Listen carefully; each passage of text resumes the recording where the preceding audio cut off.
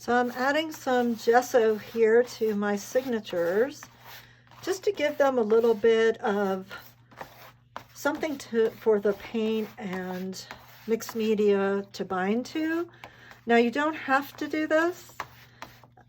In fact, I don't think I did it on almost all my pages last year.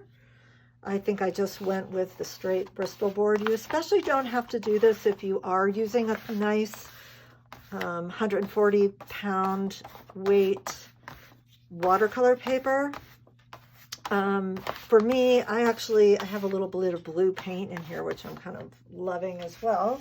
But gesso, for those of you that don't know, is something that artists use on canvas to give the medium something to bind to.